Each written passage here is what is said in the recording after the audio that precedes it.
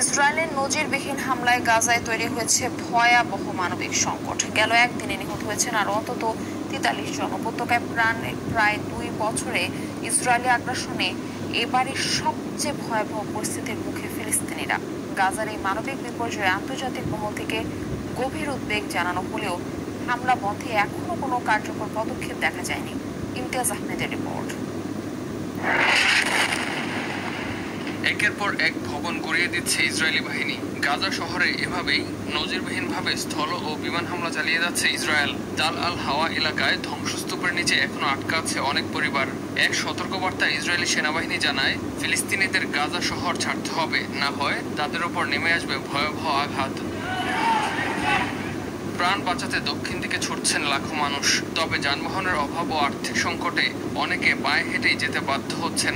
অনেকে আবার ১০ থেকে ১৫ কিলোমিটার হেঁটে পৌঁছাচ্ছেন দক্ষিণের আল মাওয়াসি এলাকায়। দক্ষিণের আল মাওয়াসিকে নিরাপদ অঞ্চল বলা হলেও সেখানেও হামলা চালানো হয়েছে।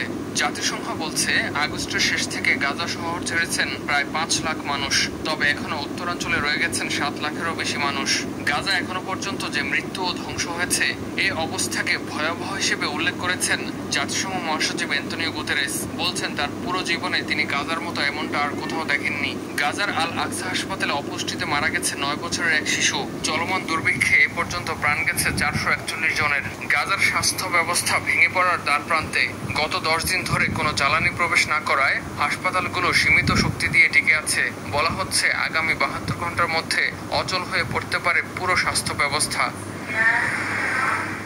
এদিকে জেরুজালেমে ইসরায়েলের প্রধানমন্ত্রীর সরকারি বাসভবনের সামনে রাস্তায় তাঁবু বসিয়ে বিক্ষোভ করছেন হামাসের হাতে বন্দী থাকাদের পরিবার। বন্দীদের নিরাপদে ফেরাতে এবং চলমান সংকট সমাধানে ইসরায়েল প্রধানমন্ত্রী বেনিয়ামিন নেতানিয়াহুকে চাপ দেওয়া জরুরি বলে মনে করছেন তারা।